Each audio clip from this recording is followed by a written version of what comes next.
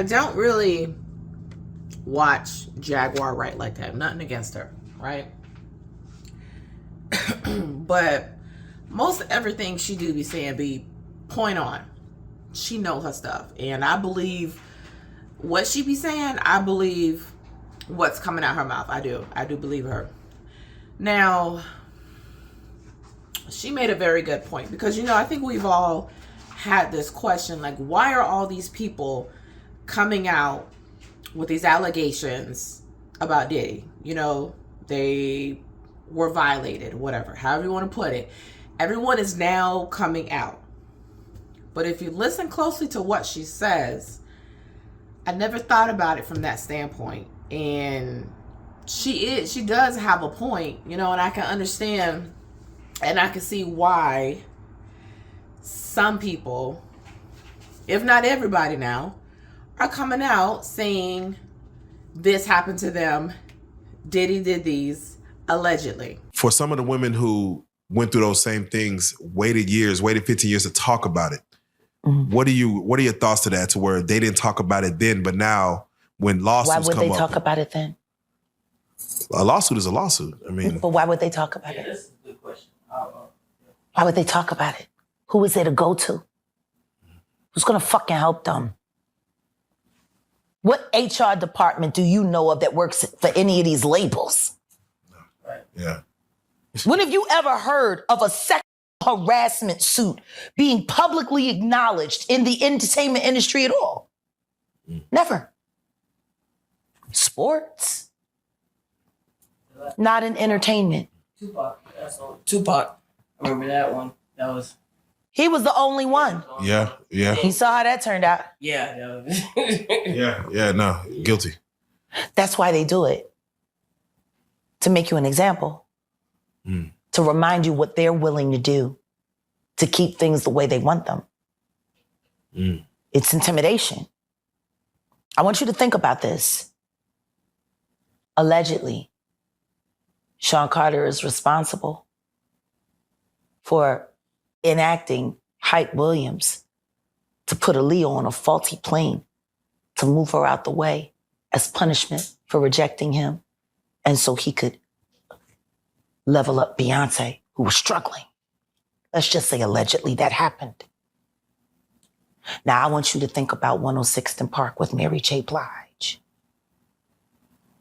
Free, who is a victim of Sean Carter. Yeah. Mary J. Blige, who is a victim of Sean Combs, are sitting there talking about the death of Aaliyah amongst each other. Think about that. You got a Diddy victim, you got a Jay-Z victim, and you got a superstar gone. They know what happened. And yet, they had to sit there and have that conversation like they didn't know who did it. Think of the power of that moment. Think about Claudia Jordan right now. Claudia Jordan don't ever mention my mother name. She mentioned it yesterday. Talking about why people are afraid to come forward. You mean like you? You was Diddy girl. Corey was Jay-Z girl. Why don't you claim your friend? Claudia. So, Jack, when you say... When I say Corey, I'm talking about Kathy White. Oh, yeah. That's what I was about to ask. Jay-Z's pregnant mistress. Yeah. Who died of an imaginary fucking aneurysm. Who the fuck was these people supposed to go to? You can't go to the boss because the boss is fucking you. And the boss's boss don't get no fuck. Can't go to the authorities. They're all bought and paid for. You could try to get a special prosecutor, but they'll just pay somebody to reassign him to another case. Where the fuck you go when you get fucked over by the industry? Nowhere. That's where. You go nowhere. which is where people like me step in. You right? I go to Diddy parties to walk mother out. Now, what Jaguar Wright said, I have to agree with that. What she said makes sense, But, however, when you're doing the boss, who can you really go tell, right? I mean, I guess there's a better chance of people believing more than one person versus just one person coming to tell themselves, right?